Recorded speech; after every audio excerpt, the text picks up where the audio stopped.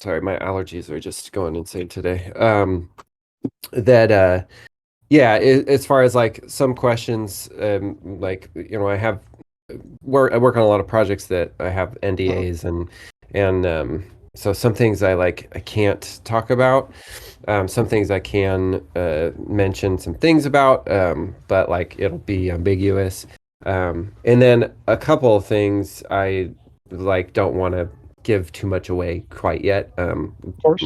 without knowing all the information. So those are kind of the reasons why. Just Uh, FYI, most of them just aren't just because I'm just like no. Answer that. yeah. The big secret is like the video game, the board game, the musical, and the interactive train ride. All those, it's those we're not supposed to mention, right? No, yeah, any of that. So like you can ask anything. It's more like if mainly like script stuff. I can't Yeah. No, I get you. I I get you. can't get too far into. It looks like some people are having issues with audio. Oh, okay. Is there the chat that like is real time on the Q&A? If I leave, Not. I'm not okay, sure. okay, there we go. It's just in Okay, the some Q&A. people can. Desktop.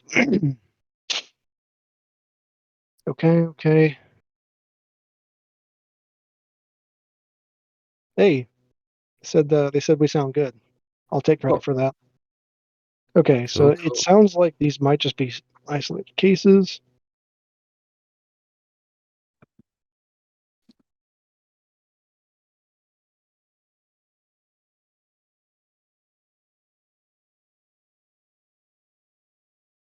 I All right, apologize if I so sneeze a bunch. yeah, that's okay. I don't think anyone's going to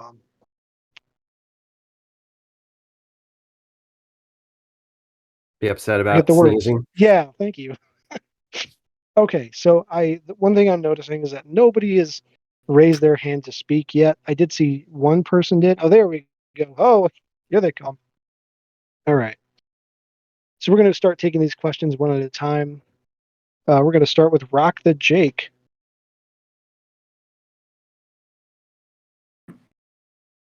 Rock the Jake. Looks like you're live. Hello, hello. Can you hear me? Yep. Yep. Cool. Uh, Pardon me while I have just a second to geek out that I get to be in a chat with Jessy Ribordy. Yeah. Okay. um, No worries, man. Thanks for coming. yeah, this is really just super cool, and it just reinforces why I love technology these days. Like, there's stuff to hate about it, but there's plenty of stuff to love about it too. All Yeah. right. Preamble over. The question I wanted to ask you, and that I've wanted to ask for a long time, is for the final album, what kind of gear did you guys use in general? But I'm thinking specifically like what brand drum set did Josh use? What brand guitars did you use? And is there any recommendations that you have for people who are already in the music scene or are aspiring to be, as far as like brands that you particularly love? Yeah, absolutely. For drums, it was a cool process that we did. Josh, on one of the last albums before the last album, I think Your Sparkling Death, maybe. It was his Truth drum set, and we sampled it. So like we just spent almost a day just getting every velocity, every possible combination and hit. And then we had those samples in a hard drive. And because we were kind of all in different areas at the time, and we were only able to get together kind of separately, like I would have Josh come into the studio and we'd work, and then I'd have other people come in, and so it was kind of just like you know random times and intervals and stuff. And so what he did was when we recorded, he came in and he tracked on an electric kit. So we triggered everything, and then he later went in and filled it with all of his samples. So he could adjust like every part that he did, he could get it all perfect instead of like we have a really cool fill, but a stick hit the mic and it ruin the take or whatever, you know. So we wanted to make sure that like we had all of the ways to make the drums great without like, you know, being uh, only having to have that day that we were working on stuff or several days that we were working on stuff. So, um, so truth, it's a long answer. I hope I'm not gonna be super long-winded for each one because that's also a problem of mine is I rabbit trail. So, yeah, he used Truth drums, and then I record through Apogee, or my DAW is Pro Tools, and then I record Apogee, and I use a lot of different instruments, primarily Fender. We do a lot of Fender guitars, and I don't really have like like any gear um that I would absolutely vouch for, like that I just really love, other than my microphone, which is a Latin audio. I have to write this down because I always have a hard time remembering what the spelling of it and how it's pronounced. But it's a really cool mic and it just fit my voice perfectly. So I went through a lot of different mics to try to find the sound. So yeah, I love that mic. What was there was a couple other questions in there in your thing. One was the gear, and then what were the other ones? Um, I think it was mostly just the gear and like Gear. Okay. you recommended like well you mentioned the brands that you were using like Fender and stuff like that. Mhm. Yeah, I appreciated your answer about the drums because I'm a drummer myself and I've actually put a few falling up drum covers up onto YouTube. I recently did Emmanuel, which was super fun. Oh, Oh, cool. yeah, I remember that. Yeah, that's me. Yeah, I um, remember that. I called you. I was like, it was good. thank Well, you. that's awesome. Yeah, but yeah, like I said, I really appreciated your answer about the drums, and it's cool that you mentioned that that you sampled his Truth drum set because I remember for like a few years, like in different like Facebook groups and in places here and there, a lot of people wondered like, especially on the Hours album, a lot of people were wondering like if Josh was using an electronic drum set because some of the sounds of the drums sounded kind of samey, not in a bad way, but just like it Yeah, was yeah. kind of identifiable. Yeah. We kind of bounce back and forth between samples and real stuff. I mean, the samples are real, right? But like, Yeah, you know, triggered versus you know, live playing. There's definitely things that I love about the live play. You know, on your Sparkling Death, it was we wanted the flaws and the blemishes. That was kind of the style of the record, and I feel like that's why that record to me sounds more like what would be on a vinyl versus you know, ours, which is more like syncopated and you know, there's kind of going through phases of how we were engineering things and stuff. So yeah, that we definitely used a wide range of ways to make the drums. And part of that was just to, you know, accommodate to the situation that we were when, like, we weren't in the studio for 3 weeks when we were working on the last album. It was like, you know, when we had time. So gotcha. All right. Cool. Before we let you go, Rock the Jake, I'm going to ask you a question because from Oh, one Falling okay. Up fan who is also a drummer, how much do you hate trying to drum dark speed?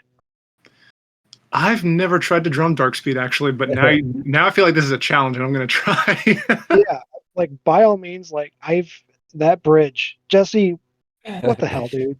yeah, The times. it was rough. That I remember the day in the studio we were like working on that, and it was a very anxious and difficult day. I think I just was like going through you know, at the end of an album cycle, I kind of like go through this creative outburst, and I want to get out stuff that like I didn't have a chance to do on the album or I had time in between to think about. And that was unfortunately like the culmination of all of that stuff. So I think it was a little weird. But so yeah, well, thank you for your Okay. questions. Yeah, absolutely. And All right. Yeah. If there's time later on for like a second round of questions, that'd be cool. But I definitely don't want to take up anybody else's time. So thank you so much, Jesse. Thank you for Thank you. respecting that. All right, kicking you off, and maybe if I can figure it out. And you're out of here. Okay. Next, we've got Reverend Rambo. Hope you're ready. If not, this is going to be weird. Actually, before I do, just want to Transformatron was the I think he I don't know, commandeered the mod roles of the subreddit and brought a lot of people here. So thank you, Nice. Transformatron, for just a little bit more fuel into falling up fire. Yeah. Let's see. I think I've invited Reverend Rambo, which is Hey, can such y'all hear a me? good name. Hey, yeah.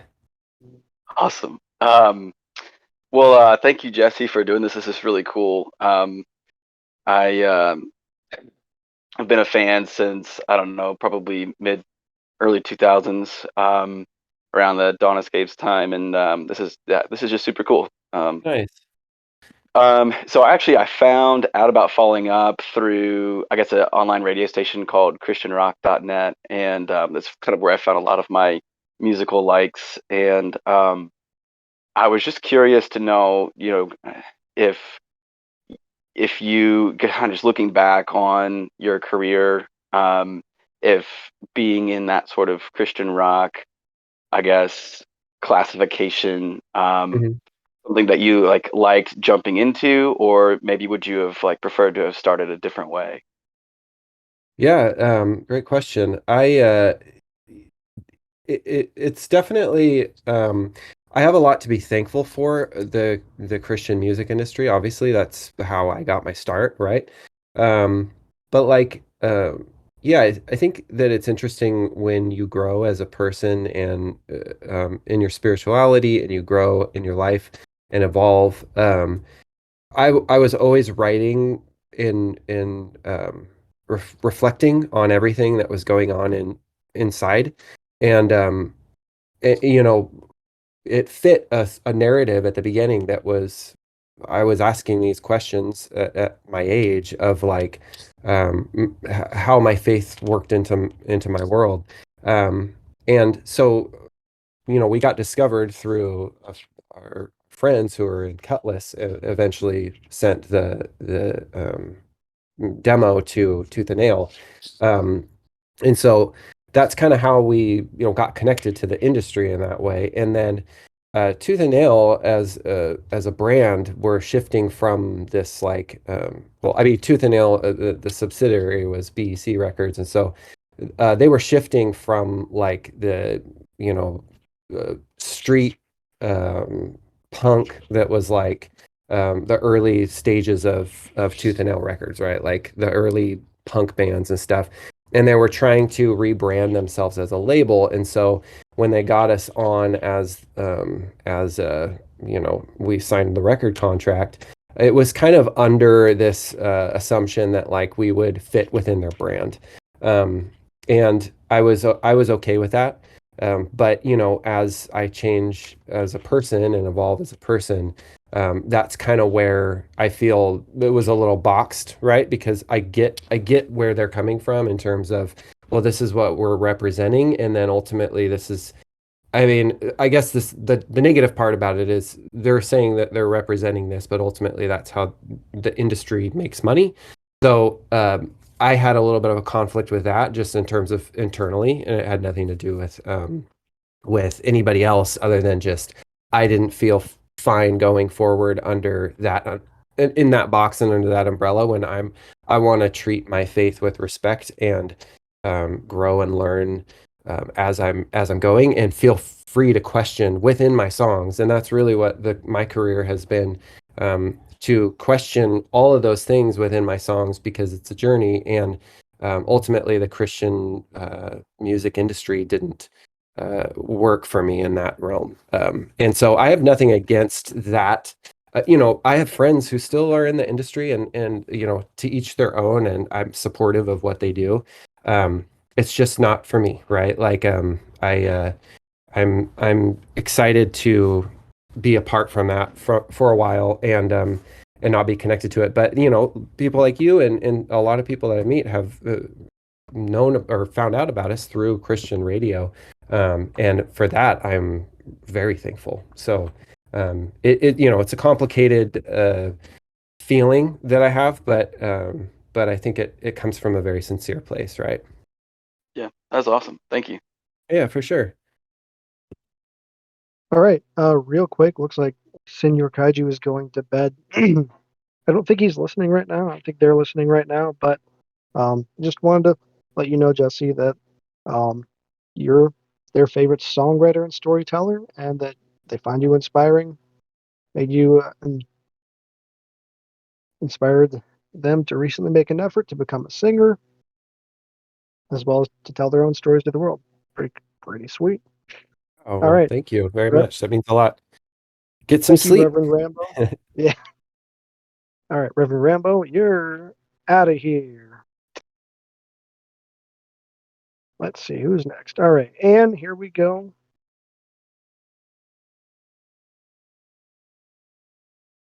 Hi, And looks like you're on. you can hear. Yeah. Hi, Jesse. This is awesome. Yeah. I had a couple questions. I've been reading through the Lost Druid D&D module Mhm. to prepare to run it. I was wondering if you could answer a couple questions in there. Of course. I just a couple things. For one, I was just really curious how you approached the process of writing for a D&D module, just given how much you are such a unique storyteller, how you found writing for D&D versus any of the other projects that you work on to be different or similar. And Yeah. then Oh yeah. Yeah. I'll write that down real quick, and then you can ask your second one, and then I'll answer. And then I guess specifically regarding the content, I couldn't help but notice a lot of what felt like references to other parts of Falling Up in your work. Mhm. The most obvious of which being the presence of a character named Olive the Woodworker. And I was Mhm. wondering if that is supposed to be a more concrete connection between the story of Hours and with Olive and the story of self-titled album with the Woodworker, or if that's just more of a Easter egg. Yeah.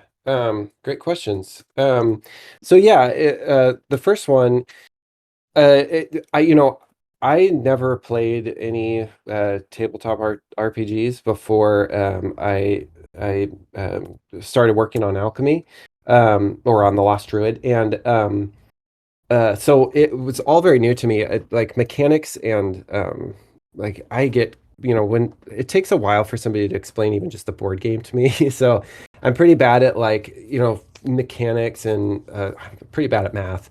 And so that was the difficult part um, about learning the process of writing a game.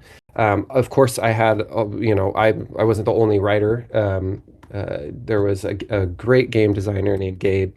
Of course, he's on the book, and I had a lot of help in terms of creating story into game.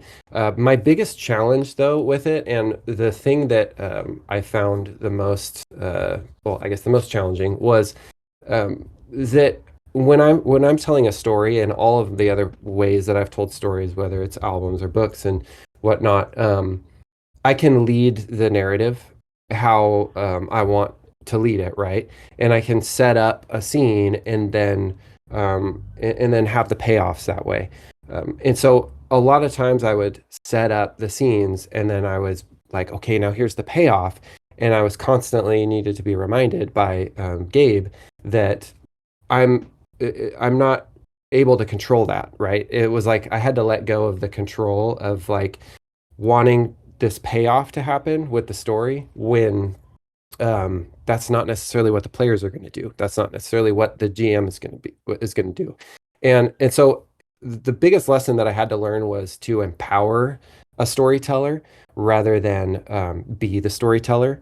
So it's really creating the tools so that somebody else can tell a cool story and have plot points and have characters and have all kinds of things to weave a really neat thing, because it's about what they're doing at the table, versus about me, telling a story. If it were just about me telling a story, I'd just start a podcast and, talk about a story.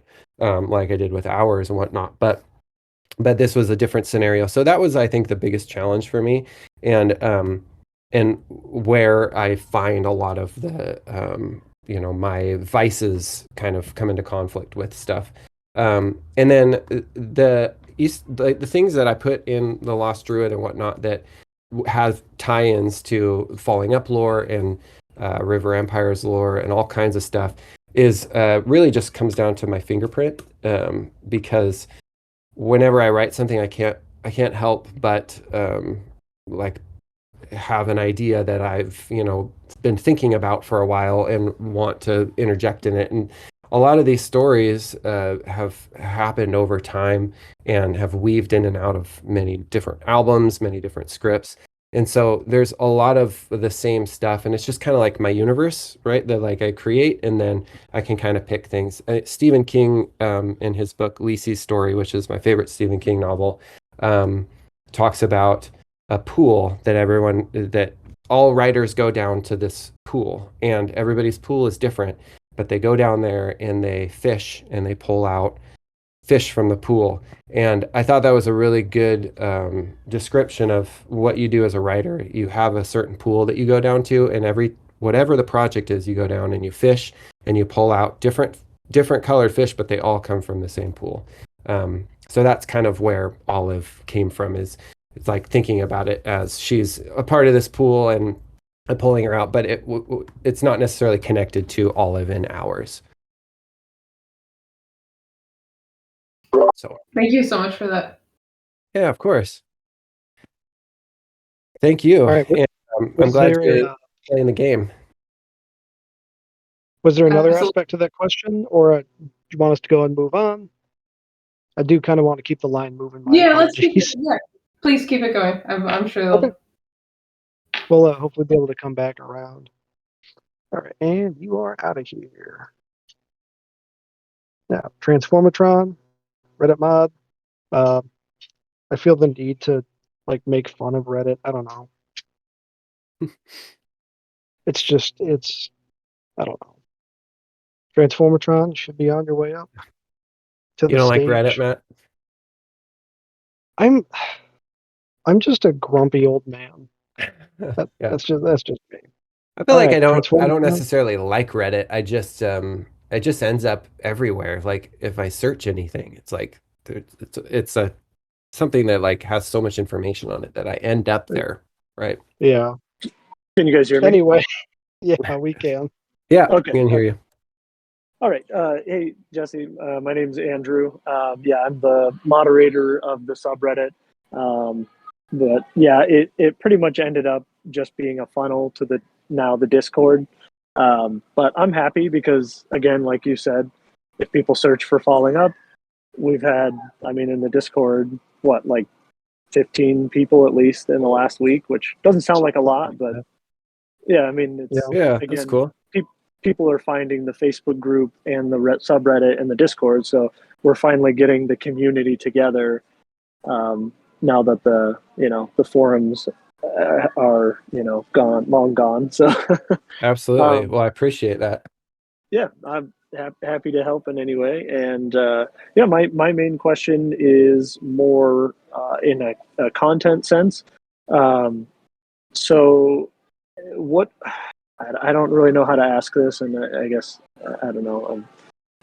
So what are your permissions, or do you have any plans in the future for allowing people to share, or what do they call that? Open source kind of licensing of music. I forget what it's called. But for old B-sides and demos and instrumentals that people might have floating around, what are your thoughts and opinions on sharing those? I know some of them were supposed to be exclusives for past purchases and stuff like that. I understand if you don't necessarily want those shared, if you want them to stay exclusive.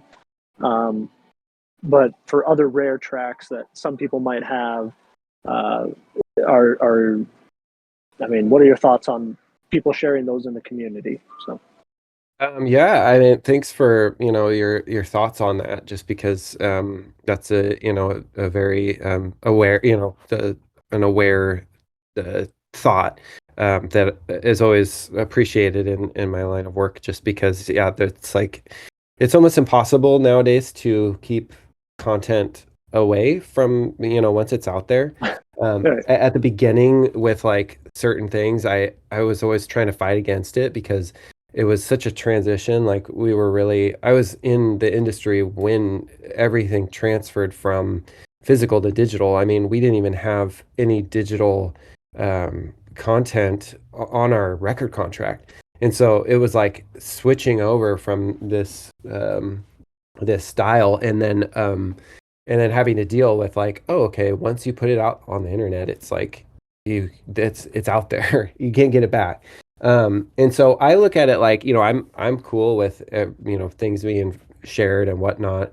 I have no issues with anything unless there's something that is, obviously if it's used for YouTube or whatever that has a subscription on it, and is used as a way to sell something, right? Like, so a lot of people will message me and say, well, I have this song that I want to put on my YouTube video, and either they'll give me some details, or I'll ask some questions, which is usually like, are you selling something with it? And if they are, then there's just like a license fee, right? But if not, then it's like, oh yeah, feel free to use it. So as far as that goes, like licensing goes, if there's the basic things that, I have the rights to, and then certain things that I don't have the rights to. And then of course my PRO that will usually contact somebody if it's being used, not, illegally.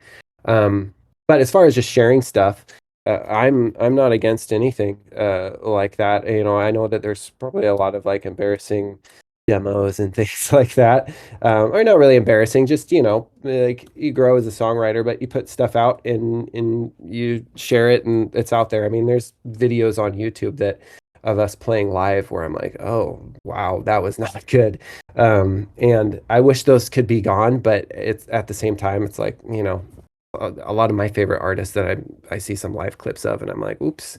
So I think that really there's there's going to be a lot of stuff out there like that, and I don't really mind. There was a song that I wrote for somebody on. There was the one person who, and I can't remember his or her name, but on the Kickstarter, the last Kickstarter, and it was that I would write like a personal song, and so I wrote this song and I sent it to them, and I never heard anything back. So this person has a song that I wrote post the last album, and it was for them. It's not like they owned the writing, right? Like I still own the song. But as far as like they were the only ones that have this song. And so Okay. I haven't heard anything from that person. And so if they're listening, or if they hear this, then they can feel free to share that song. I've honestly haven't shared it because I don't know if I should, because that was like they paid a lot of money for that Kickstarter tier. So I feel like I don't want to dishonor that, but then I didn't hear anything back, so it's just sitting there, right? But like Okay. it's cool. Okay. So in regards to that, I'm wondering if that is one of the songs that I have. It wasn't me that paid for that Kickstarter tier, but Right. I do have a song that I got, I don't know, 8 or 9 years ago at this point. And it's called Crusoe. Okay, Is yeah, that no, a, not that. is that Nope, an this, old demo, or what is that? yeah, that's an old demo. Yeah, Crusoe. Yeah. Okay. What era is that from? The era of me trying to sing really high nonsensically. Okay. It was it was no, it was that was before our first record. We made Oh, really? yeah, we made a 6-song EP with a couple friends at our warehouse studio, or the practice room, and none of those songs went on our final album. Actually, I think one of them did. I think Places went on it. But the other ones, like Crusoe, was like our like hit that we would like play at shows to be like, yeah, this is it. And then Okay.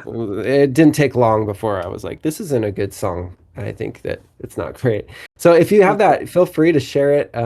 It's, it is what it is. Definitely my Yeah, voice was rough.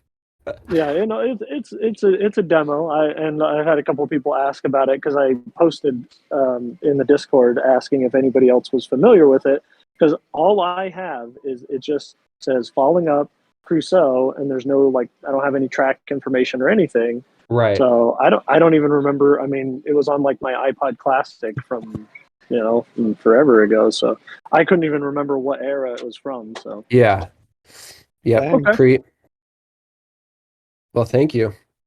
Yeah. Thank you very much. Thanks, Transformatron, Andrew. And now you're out of here. All right, Haste. I know Haste has got to go to bed here soon, so let's get him up. Thankfully, he is next in the queue. All right, Haste. How you doing? Hey, can you guys hear me all right? Yep. Doing well. How about you guys? Pretty good. So, my question is, just after hearing Red Markers and I guess the emotion behind it, and kind of where I feel you kind of poured yourself into the self-titled as well. How have you seen your music grow with you?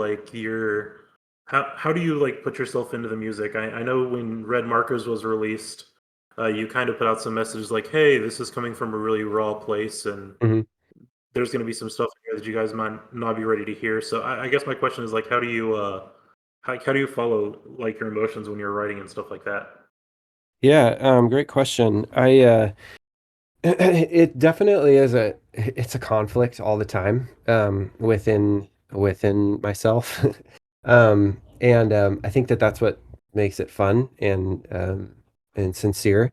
I think that whenever I'd write in the past, I would always try to write as sincerely as possible, and almost everything would come from an emotional and personal place.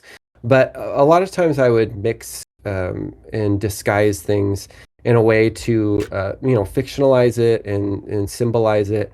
But then also there might be a story that I would a personal story that I went through, but it wouldn't end the way that I would have wanted it to. Or you have those moments in your life where you're like, I wish I could go back, and hindsight's 2020 or whatever. And so I would have a chance to create a new narrative of what that story would be, whether it be positive or negative. And so because of that, a lot of my personal journeys and the real sincere parts kind of got lost in fiction. And so honestly, to the point where it affected my view and my perspective of my actual the story that would happen in my life, right? Like what actually happened, I would forget because it's connected to the song now that made up stuff. So I think that was kind of where I really started picking apart in my later years of songwriting. And recently I've been just trying to get to the core of what I'm trying to say.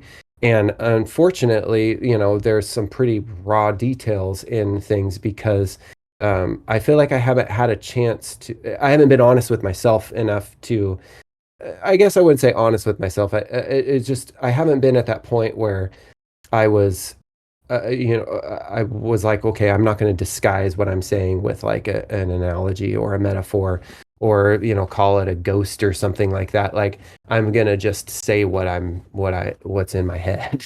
And so Red Markers was really like that, the beginning of that for me.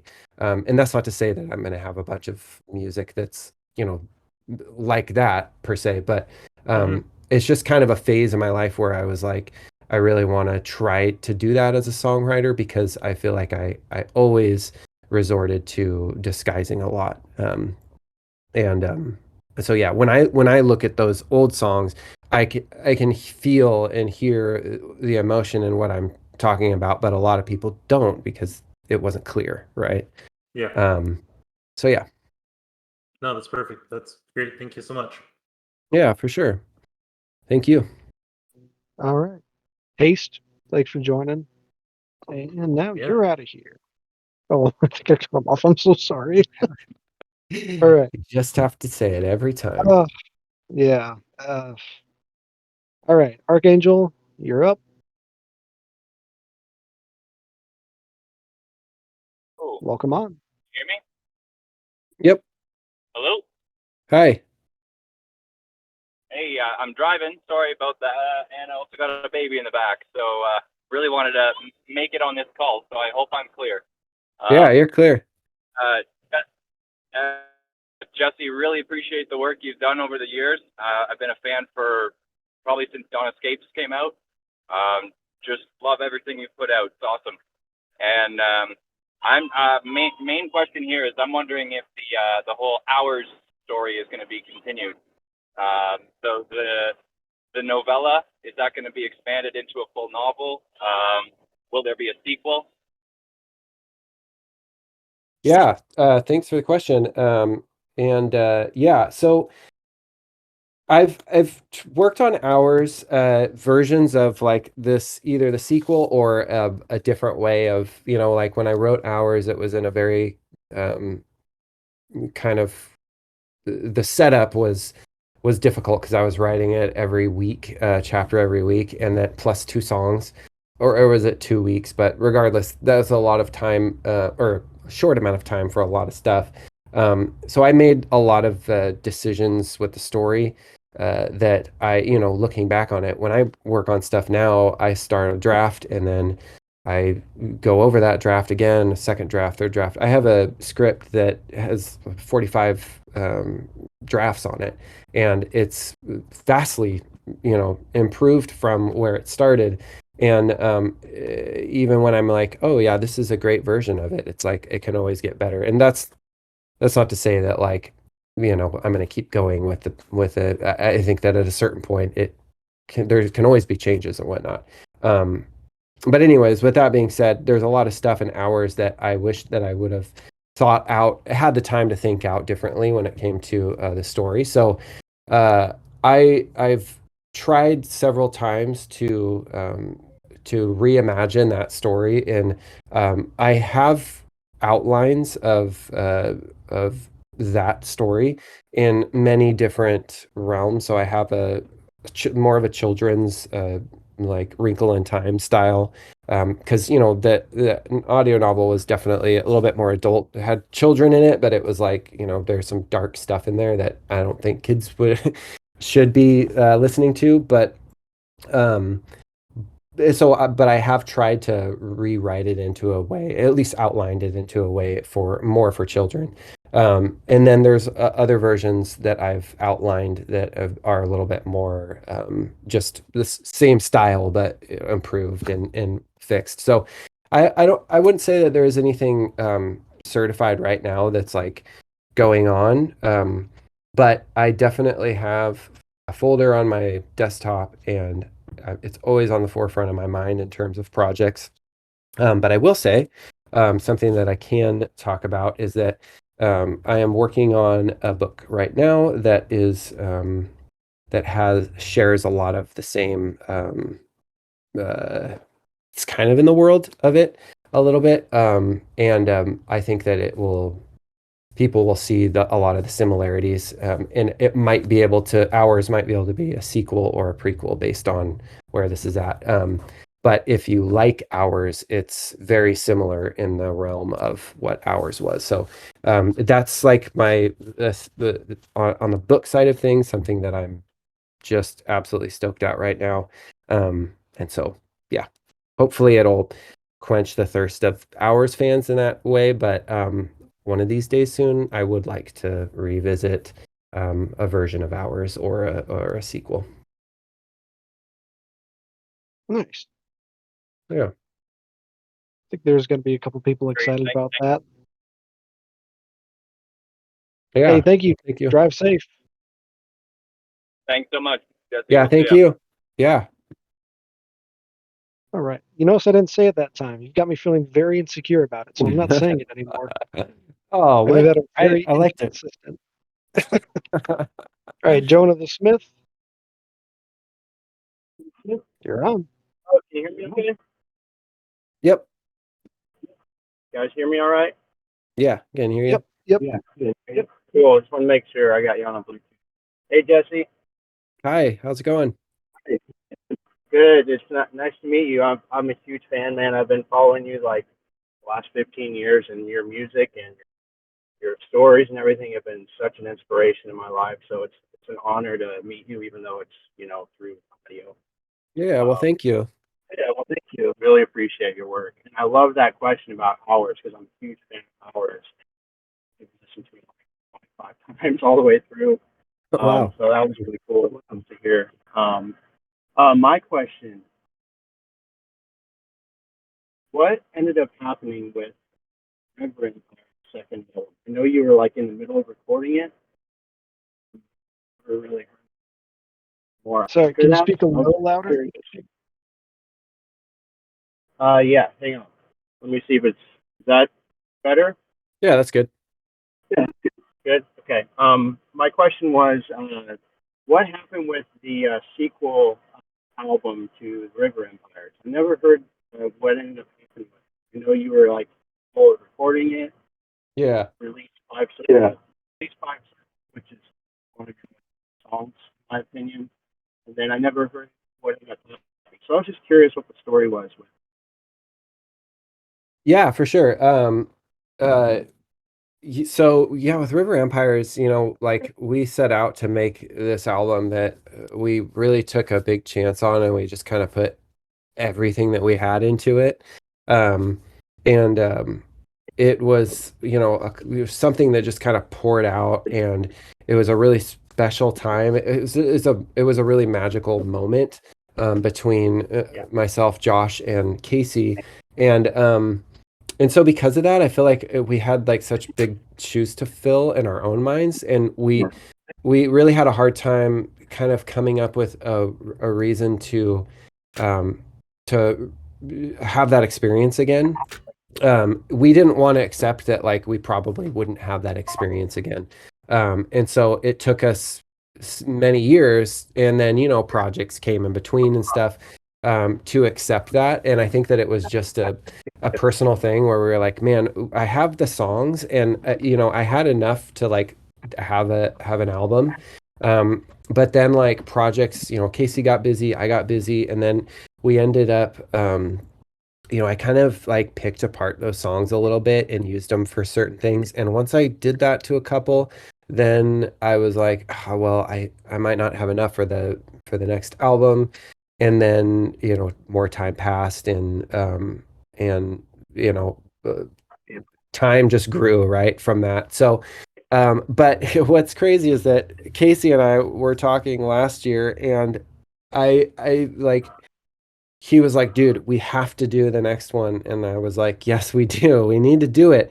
And we both want to so bad. And it's just like trying to figure out the time. Like, I will say that when we do have the time to find, it's gonna, to me, it'll feel like just as epic as the first one because it's been so long, and because him and I both have had a lot of time to build it up in our minds about what we wanted, because that was what happened with the first one. Josh and I really spent most of the last half of Falling Up's career dreaming about this project, and to the point where it just all came out right. So I think that hopefully that'll be the case with the next one, if when it happens. It is always something that we're like, I'd say in every other conversation Casey and I are talking about, we're talking about the next River Empires.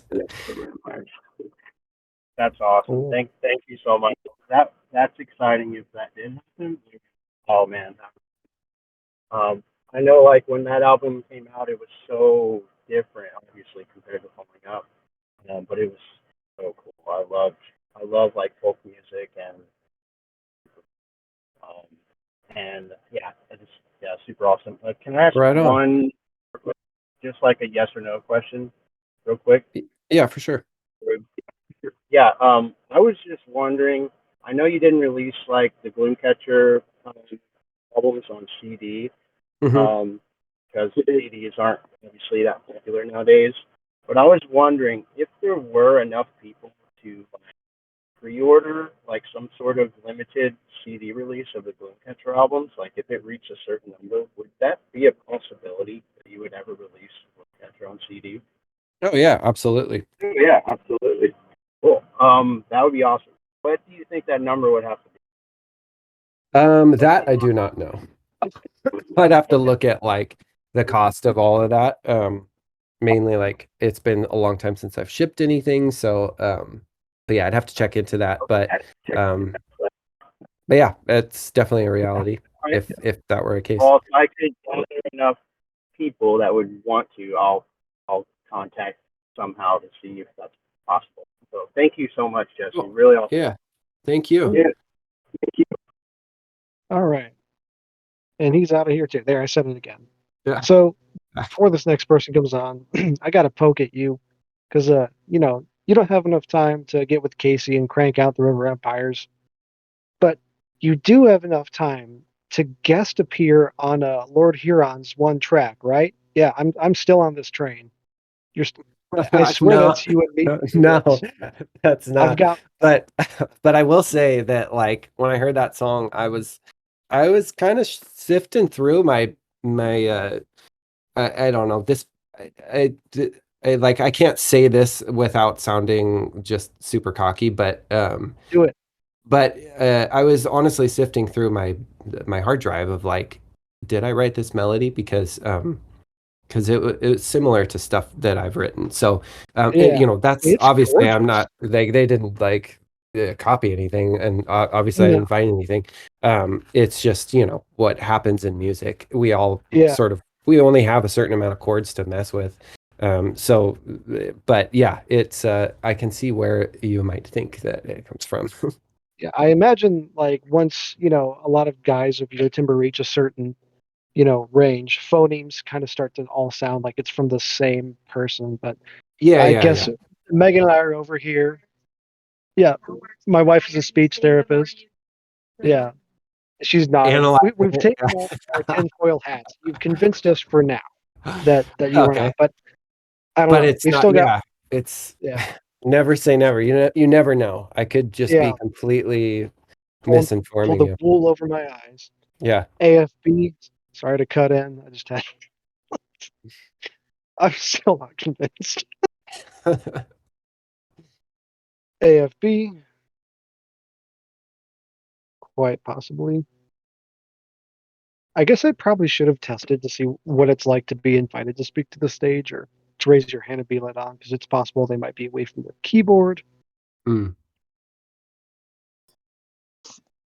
All right, AFB, you're on. Hi. I have two kind of questions. One is really specific, and one is a little more general. So specific first. I'm obviously one of the, you know, tinfoil hat, you know, reading liner notes, trying to assemble all of the things in order and whatnot. And so, annoyingly specific question first. In Hydro, there's poison that's mentioned. And is that related to the poison that the children's are afflicted with in the album Fangs, and thus why the narrator is coughing up blood? Then Okay. Mhm. Oh, yeah, so I'll answer that. How to be specific about this? No. I would say that it's not related to fangs, but in something that I'm working on that I can't really talk about, yeah, you will see why it's not connected, if that makes any sense. Well, that's equally disappointing, but more exciting to hear what's next. Yeah, I'm sorry.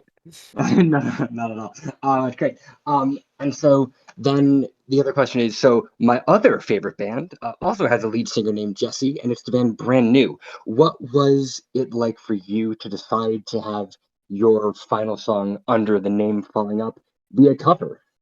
Yeah, Wanna hear- yeah. Well, technically, Was that our final song? Yeah, I guess it was. I mean, yeah. Um, I wish that I could have done a little bit more on that cover. At the time I was like in a really simplistic kind of form.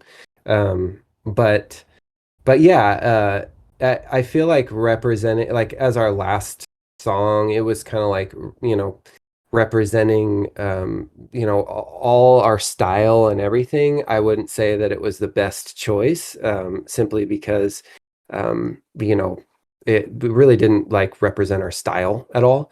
Mhm.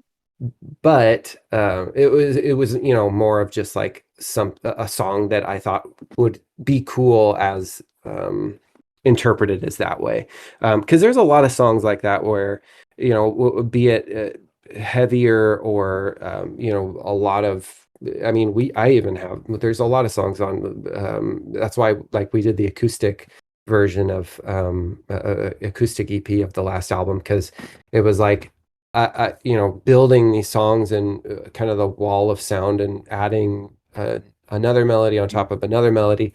And at points, it like the soul of the song kind of got lost. And so I wanted to strip it down. And I feel like in a lot of bands and a lot of songs, there's like a core, and sometimes it's like that really gets lost within the rest of the instrument. So that was, I think, my reason for wanting to kind of pull that core out from that song and see what it sounded like. As it being our last kind of thing that we did, it is what it is. I definitely feel like it's just kind of by default because of Kickstarter, right? If I were to choose our last song, I have it on our hard drive. So if I were to be able to choose that, but unfortunately I can't. Just That is a because coveted hard drive. I can't, but I've got it. I have it. Mm, It Oh, exists. geez. Will that song ever see the light of day under a different name? Probably not. I don't see how it could. I don't see a world in which it could, but never say never. I guess tinfoil hat, it could. there's a lot of that going around tonight. All right, Jesse, we are about 1 hour or 1 hour left. I'm so sorry. AFB, I'm gonna kick you off. My apologies. Thank you for your questions. We're almost at time. We could probably take one, maybe two more. Are you still good for for 3:30 your time? We can go over. It's really, 1, 2, 3, 4. How are the hands on here? Is those the questions left? 4? yes, yeah. Yeah, I can do 4. That's fine. Oh, no, there's 5. Oh, there's 5. Yeah, I there's know. no No, limit it's gonna be to it. all of them. Yeah, so hold on. All right, here. I've just ended 3, 4, 5. requests, so Great. we'll get no more. All right, Yeah, here we let's do go. it. Ghost of Seaside. That sounds really familiar. Is that like a That's song a from a remix. band or something? Yeah, oh, I know. I'm just playing. I'm just playing. Gotta flex what little cred I have. Ghosts. Let's see. Yep, ghosts. All right, can you hear me? Yep. Awesome. Jesse, just thank you for taking the time to talk with us. Like many people have said, your music's been a huge part of my life since like 2004, 2005. So just glad to have the chance to talk to you. Thank you. Yeah. If you could just talk a little bit about your inspiration and kind of some of the lore behind Fangs, and also was wondering if you would ever release any more content regarding that story, or release any writings or anything about it. Yeah, absolutely. So Fangs was kind of like so there's a story that I started writing Dawn Escapes during Dawn Escapes, and I wrote it and or outlined it, um, and since then I've been kind of building on this story, and I guess I would say part of that is the pool, like it's from the pool that I've been pulling things out.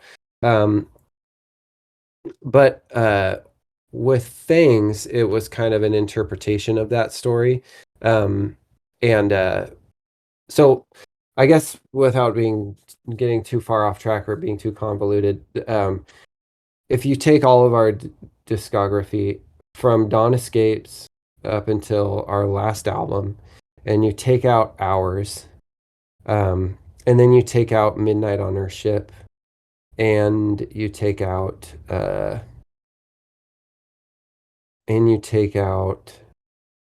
I mean, I guess you could say the like EPs, but those are like instrumental and whatnot.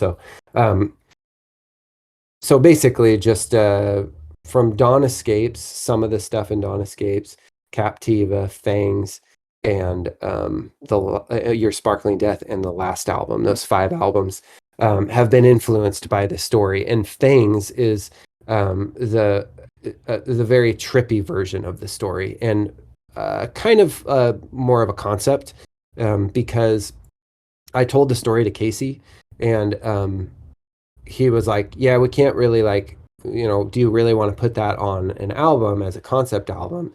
Because it sounds more like something that would be in a book or something that would be in a script. And I was like, yeah, you're right.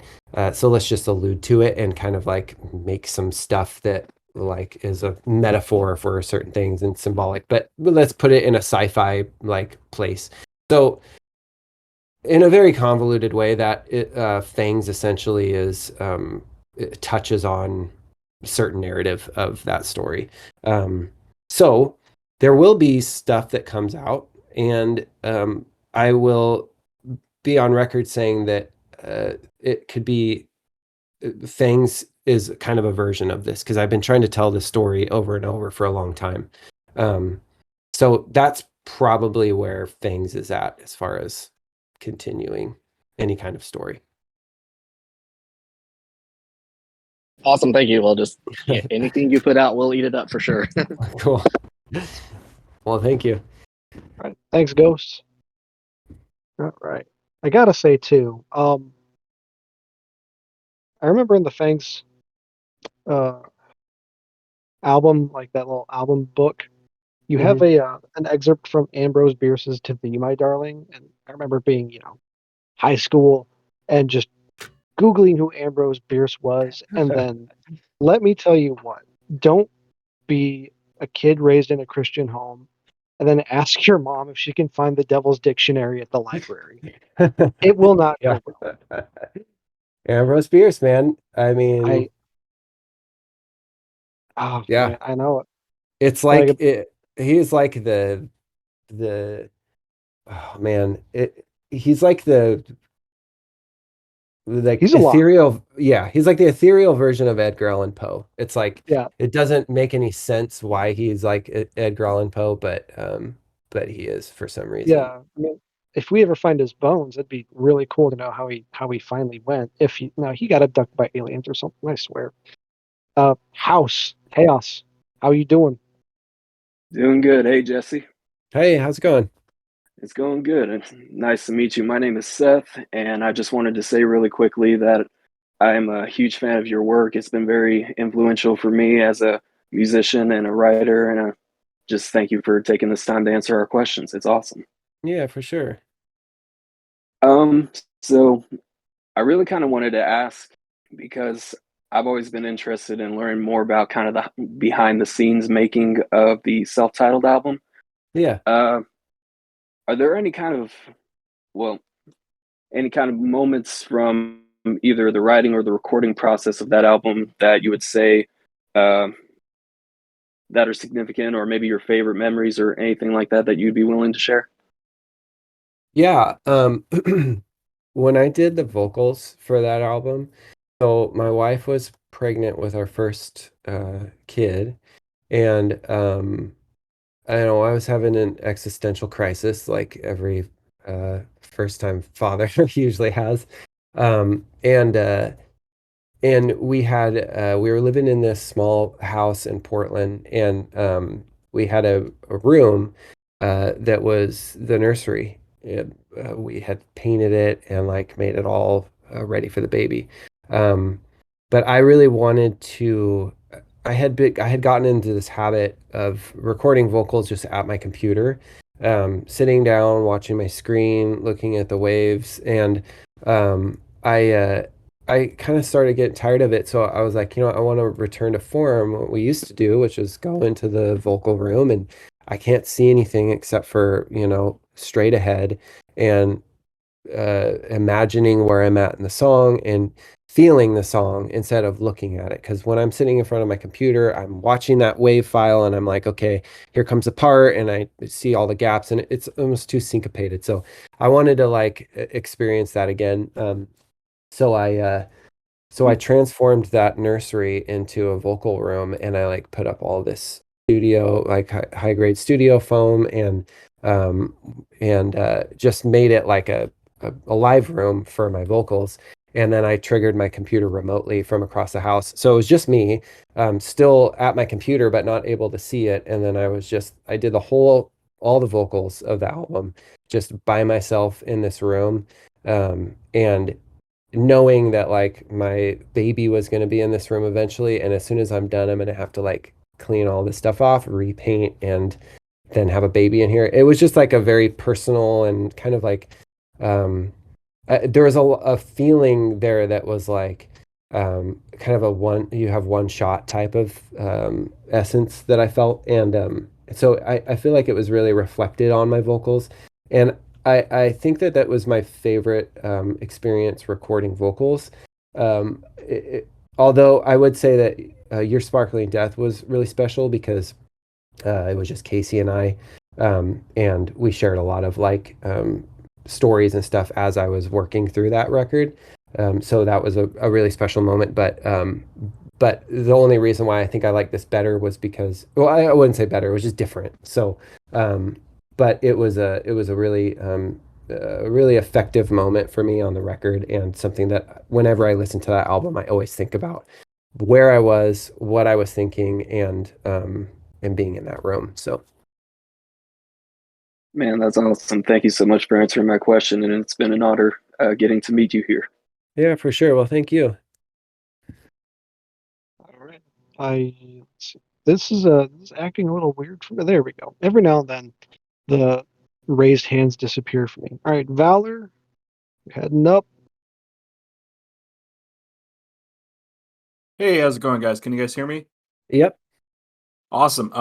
I got two questions for you, Jesse, really quick here. One, to do the elephant in the room that I think a couple of us have been talking about on the Discord channel here. Do you have any more info on the most recent Falling Up Instagram post? It was a bit cryptic. Anything that's coming up or anything here? Yeah, so I was at the end of all of this, I was going to say all the stuff that I'm currently working on for this year, including things that I can't really get into the details, but I will just touch on them. But of those things, one of them is I can't say what or the scale, and I don't want to say what or the scale at this point, but there will be something in honor of our 20 year for Crashings. And there was some confusion, which happens in time, which is that half of us thought it was like 2003, and then half of us thought it was 2004. Crashings came out in 2004, but I think that where the confusion is, it was February, and then also, we had finished the record and we were already touring, and it, like, in a lot of ways, 2003 was kind of like when we first started and came out as like a, signed band and going on tour. So as it's this year or next year, it's likely going to be this year, but there's going to be something that honors that. So that's what that post was. But the scale and what exactly, I cannot nor should say, because I've got a lot going on, so I don't want to like speak too soon, and then it's disappointing or whatever. So. Awesome. Well, that's super exciting, and thanks for revealing that. My second question for you, really quick. So I just actually moved to the Portland area, and with all of Falling Up music, it's just felt super Pacific Northwest to me. So it's got this whole new meaning to me living here as well. Do you play any live shows around the Portland area with like as Gloomcatcher or anything else, or anything that any of us who live up here can catch at all? I did up until COVID happened, and then I hadn't. But I've been wanting to get back into it. So the I've been playing kind of a mix. Honestly, I would play some Falling Up songs. I would play Gloomcatcher, River Empires, just kind of like a mix of everything at shows. And the places that I played, a couple places in Portland, the White Eagle. A lot of these places I don't know, I'd have to like find out if I can, book a show or whatnot. I primarily played, I know it's pathetic because we used to, travel everywhere and play shows and stuff, but there's a coffee shop that's literally like 5 blocks down the road. And that was where I was playing the last couple years before COVID, just because it was like easy to just go down there and play. But I was doing, like sets that were longer just because it was like kind of background music. It wasn't so much like a show. And so I was going to get back into those. So I will try. I was hoping to try to update my website here in a month or two. And I would like to put some shows on or, create a page that has some live events on there. So hopefully I can get to that. But yes, I've been itching to play again. Awesome. Well, I would love to come see you play again. I think I saw you guys play 2014 at Joshua Fest was the last time I saw you guys play. So I'd love to see you play some tunes again. Thanks so much for answering all the questions on here. Really appreciate it. Yeah, thank you. Yeah. All right. All right, last one. Sky Circles. And you're up. Hello. Hello. Hey, Jesse, just to echo what everybody's been saying, I really appreciate you coming on here and taking your time to answer these questions. Absolutely. So yeah, I've been listening to you for almost 20 years now. It's crazy to think about, but out of all the projects that you've worked on, what would you say was your favorite or the one that you had the most fun with? And then a follow-up to that, what would you say was your favorite song to write out of all of your projects? Hard questions. My favorite album to work on, oh, man, it's or a project, I guess, in general. I mean, River Empires is up there. But honestly, I feel like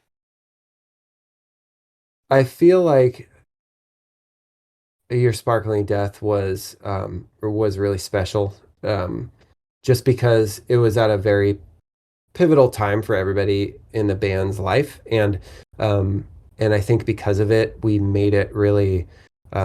It felt like our last effort, and I think that there was a gravity there that was like, this is what we were wanting to do from the beginning, and we worked really hard to get to this place where we just wanted to do an album like this and like let ourselves go and craft something that that was like truly us. And so I think that was the moment where I felt like we had success as a group internally, what we wanted and talked about as far as ambitions musically goes.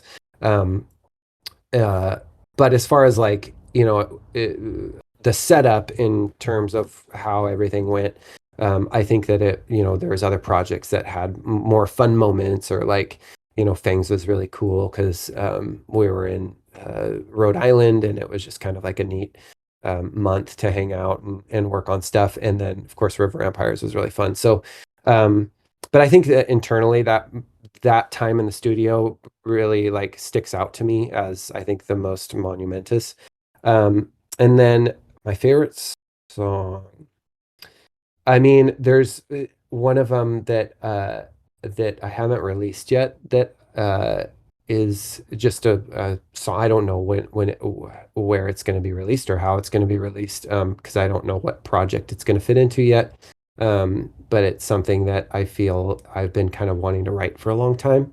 Um, uh, but I would say that among Falling Up stuff, um, I think that I don't know which song, but on Midnight on Earthship, there was a song, maybe it was Gray, I think it was Graying Morning, that was, I feel like a very, like emotional moment for me when I was writing that song.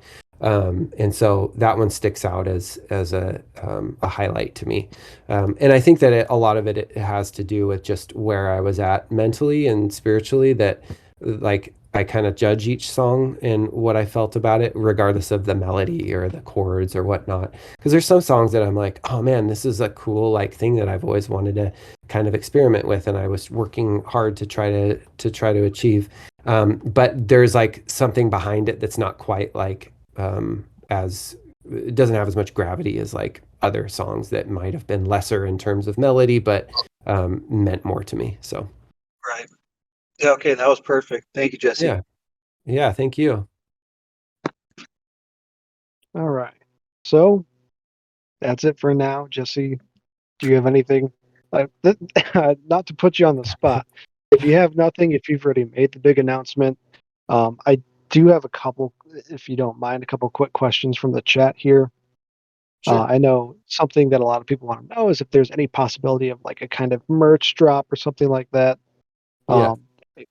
You um, Yeah, I part of like the store, closing was just shipping just takes so much out of me when I'm like working on projects and stuff. It's such a like chore to do. It's like worse than laundry. But but I really, really, really want to do cassette tapes. I just think that's so cool. So I really like every time there's any kind of like thought about merch, I'm like cassette tapes. So um, I'm hoping that's close to being a reality. yeah, I mean, I assume they'd be pretty cheap production wise. I guess I'm not really sure. Now There that are they're some so old, they places might be a that little are, specialized. yeah. I think like last year was the time to do it because people aren't Mhm. catching on quite yet. But honestly, CDs are making a comeback too. So I've been thinking about that again because I just think, I mean, physical stuff's so cool. I collect vinyls, but it's at the point where like, I don't have room for them, and then I'm gonna have to have this like whole bookshelf thing that is like that's why all these houses in the 70s had like built-in walls and things that like people are tearing out now, but then they're gonna put them back in and then they're gonna tear them back out. So I just feel like CDs make a little bit more sense in terms of collecting. Yeah, Yeah. yeah. I've seen a lot of vinyl heads in here.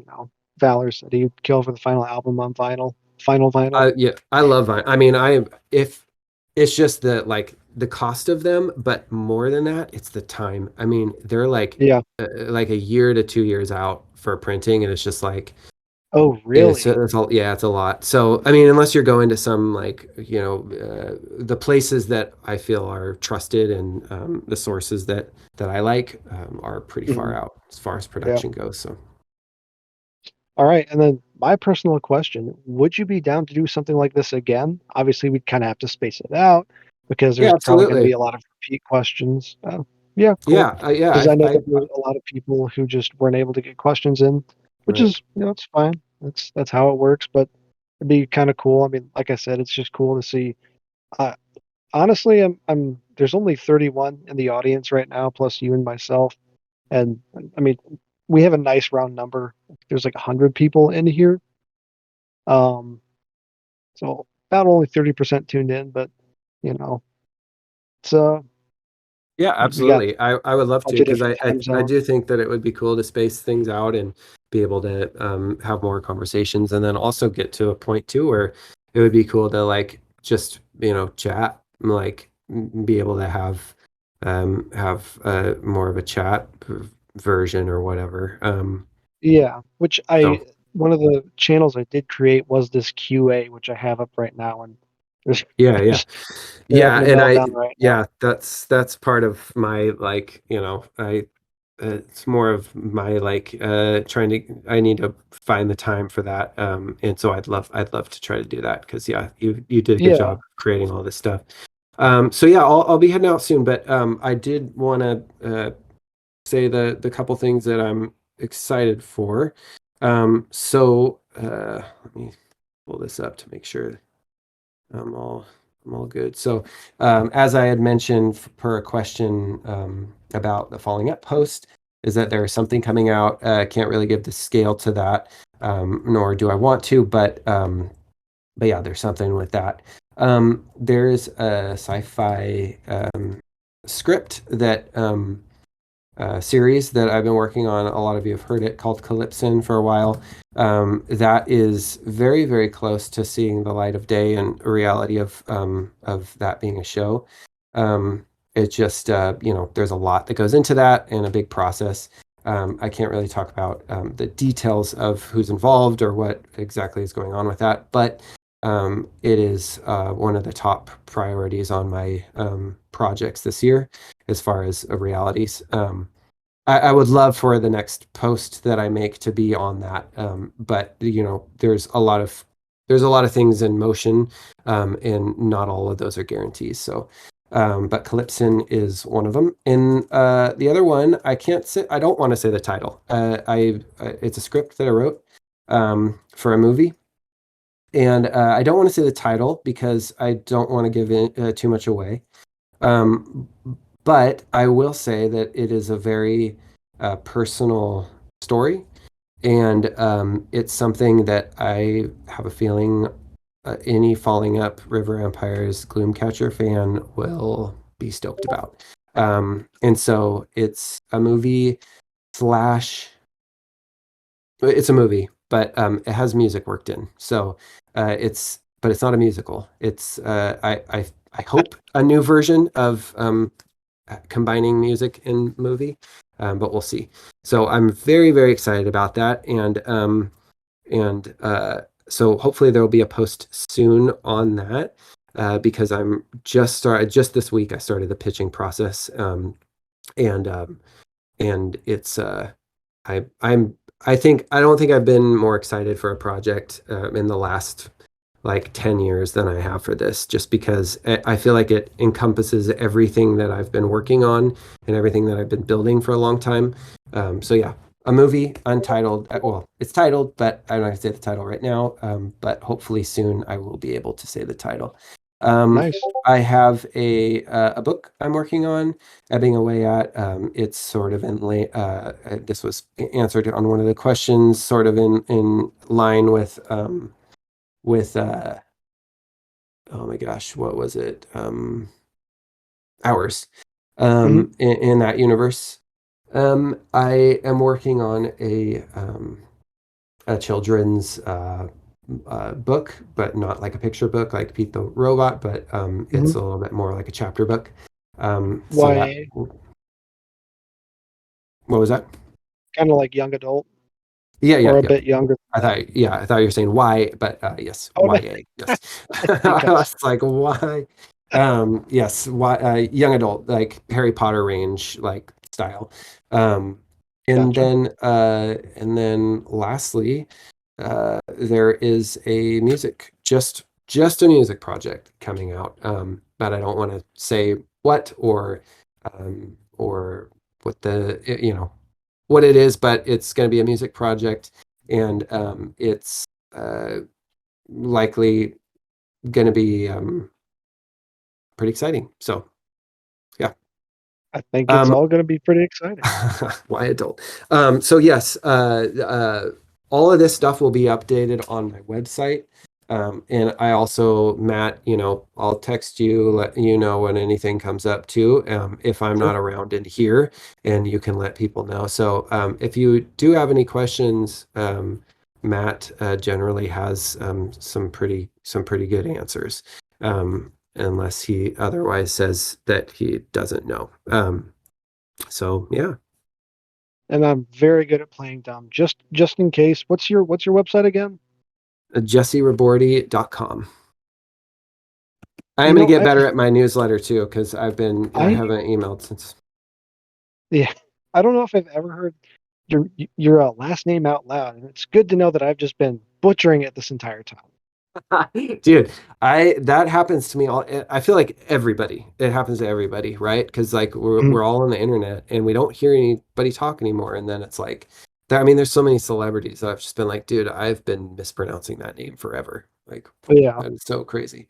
So yeah, Jessy Ribordy. It's French, and yeah, that's about it. It's French. That's all the Riberty lore. See, there I mispronounced it. All right, Oh, a I'm lot of ending people this. say Ribordy. Yeah. Yeah, yeah. Oh, well, I think that's all we got. Thank you again for doing this. I know I appreciate it, and I feel like I'm probably the least appreciative out of everyone here. Seems like a lot of people are just, I don't know. It's good to see. It's also really good to hear a lot of similar stories. You know, Yeah. like just listening since dawn escapes. You know, dunking on crashings. Um, I, yeah, I'm gonna get in trouble. Oh, ribbity. Okay, well, Well, thank um, you all so much. I really appreciate it. And yeah, you all are incredible and so supportive, and it means a lot to me. So yeah. Before anybody else steals this, I'm gonna go ahead and there we go. nice. Yep. All All right. right. Thank you all. Yep. All Thank you right. again. Have a good weekend. See you in 2 years. Yeah. Bye. See ya. All right. I'm tuning out. Gotta go eat dinner. Thank you guys.